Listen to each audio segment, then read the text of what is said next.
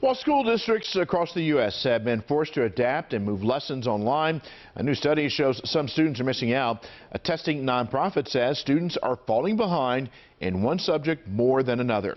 WJZ is live at Baltimore City Schools. Paul Gessler has more on one of the first major measures of student performance during the pandemic. Paul.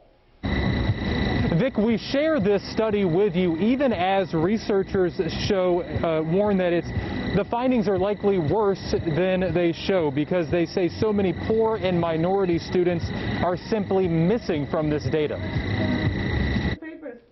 School for 9th grader Camille Batista has been at the kitchen table of his family's Randallstown apartment. Feel a little helpless at times.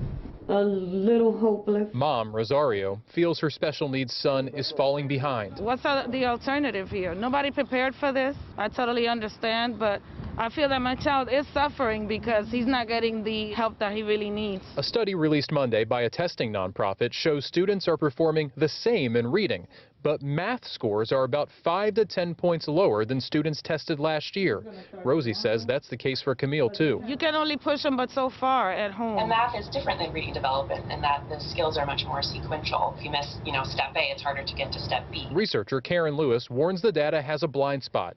Many poor and minority students are missing from the study altogether. We don't have access to all students in schools, and that suggests some students are either disengaged with schools altogether or disengaged with the testing process. That's just how it is. Minority children or children with disabilities get left behind all the time. Dr. Lewis says the data should help educators engage with certain groups on certain subjects. Really, the impacts seem to be concentrated in math more than reading, which gives us a picture of where we can really spend our time. Meanwhile, Rosario will continue balancing parenting and teaching at home with hopes it'll be safe enough to send Camille back to the classroom soon. Waking up and just getting in front of that device is a challenge.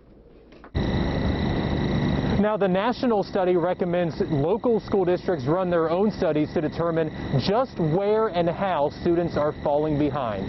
Reporting live on North Avenue, I'm Paul Gessler for WJZ.